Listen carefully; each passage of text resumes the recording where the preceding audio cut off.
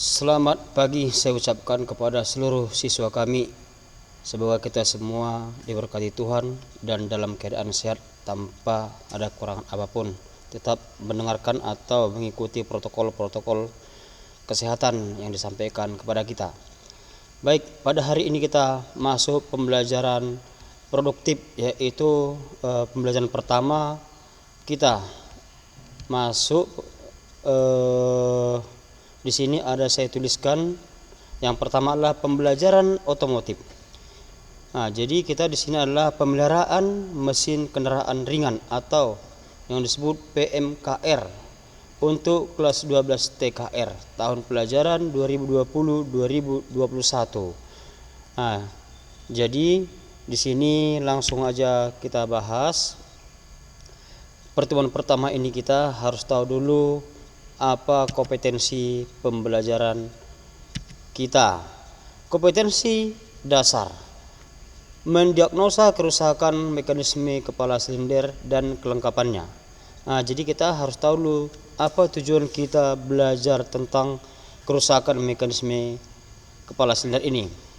Tujuannya adalah siswa dapat mengetahui fungsi kepala silinder. Yang kedua, siswa dapat mengetahui komponen-komponen kepala silinder. Yang ketiga, siswa dapat bongkar pasang kepala silinder. Yang keempat, siswa dapat melakukan perbaikan kepala silinder. Nah, jadi tujuan pembelajaran ini ada 4 di sini. Ini terlebih dulu harus kita pahami. Nah, kalau sudah paham kita yang 4 ini, berarti nanti kita melaksanakan prakteknya sudah cepat mengerti. Nah, selanjutnya kita langsungkan fungsi kepala silinder mesin. Di sini ada 3 saya buatkan di sini sebagai tempat dudukan mekanisme katup dan busi. Yang kedua, sebagai tempat dudukan saluran masuk dan saluran buang. Yang ketiga, sebagai tempat ruang bakar mesin. Itulah fungsi kepala silinder. Nah, jadi langsung kita bahas di sini fungsi kepala silinder. Di sini ada langsung kita buat gambarnya di sini, yaitu kepala silinder atau bisa dikatakan decksel atau cylinder head. Nah, di sini ada dituliskan water jacket.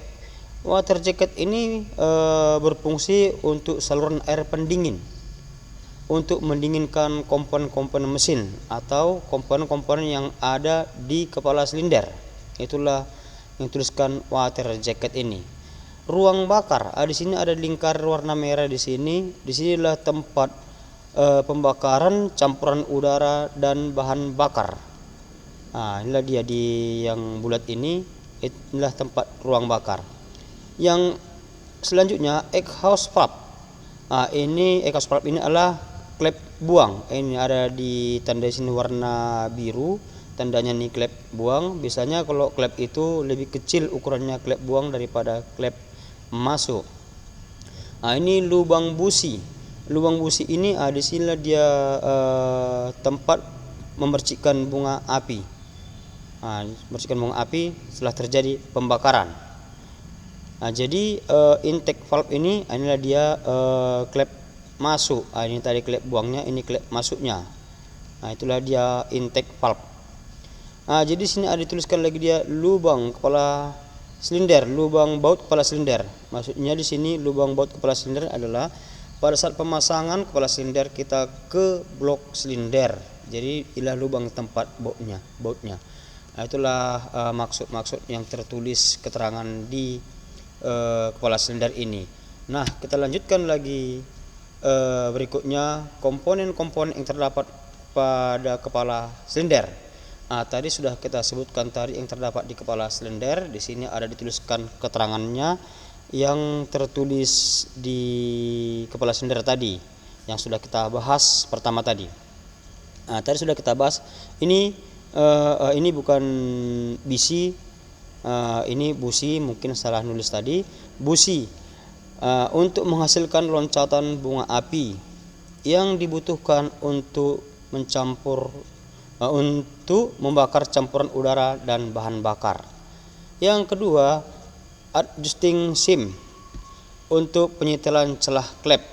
Yang ketiga, gasket sebagai perapat antara kepala silinder dan blok silinder agar tidak terjadi kebocoran. Itulah fungsi gasket. Gasket ini sering dikatakan packing untuk perapat antara blok silinder dan kepala silinder.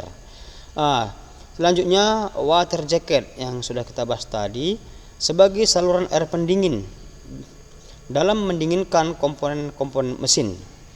Ya, itulah fungsi water jacket sebagai saluran air pendingin dalam mendinginkan komponen-komponen mesin.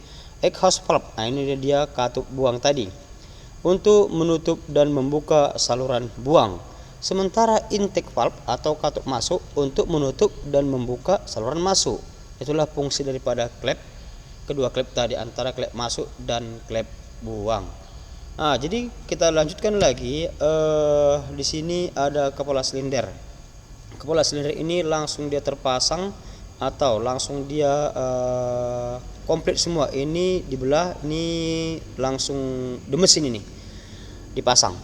Jadi di sini tadi kita katakan intake valve ini klep masuk. Ini ada garis panahnya ini. Ini dia glow plug atau busi yang kita sebutkan tadi. Ini dia businya. Ini dia adjusting seam, yaitu tempat penyetelan klep tadi. Ini dia spring valve, yaitu pegas klep. Bisa di klep itu dipasang dia pegas. Ini dia klep buang atau exhaust valve. Jadi ini ada saluran masuk, ini saluran buang. Dikatakan sini from intake manifold. Ini dia untuk saluran masuk. Ini dia saluran buang to exhaust manifold. Itulah dia keterangan-keterangan gambar di sini tadi juga sudah kita bahas, tetapi sini ada beberapa cara kita buatkan supaya seluruh siswa kami cepat memahaminya. Jadi selanjutnya di sini ada langsung instruksi mesin. Jadi mari kita bahas lagi. Tadi adalah masih komponen dari kepala silinder. Sekarang di sini sudah komplit dengan mesinnya.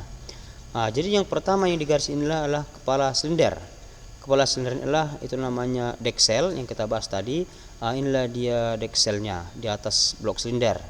Kemudian force knock. Force knock ini berada di decksel, berarti ini sistem OHC. Knocknya berada di decksel yang fungsinya adalah untuk membuka dan menutup klep. Di sini adalah katup. Ini katup atau klep tadi ada dua fungsi, satu klep masuk dan satunya lagi klep buang. Ini piston. Piston itu ini untuk mengkompres antara bahan bakar dan udara. Jadi ini batang torak. Batang torak ini yang dipasang dia piston.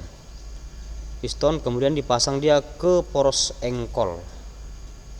Kemudian ini karter. Karter ini tempat penyimpanan oli. Jika kita masukkan oli dari atas sehingga olinya di sini dia di karter.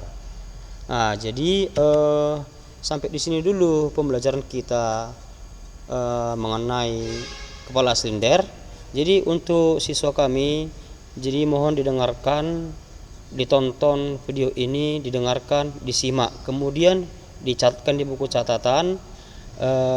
Setelah selesai difotokan, kemudian dikirim ke WA pribadi saya.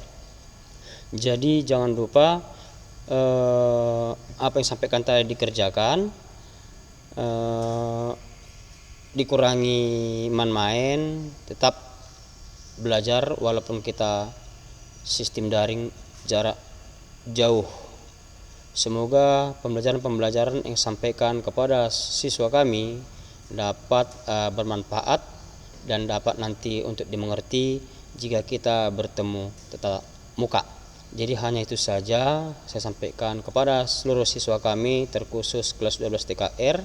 Akhir kata saya ucapkan terima kasih.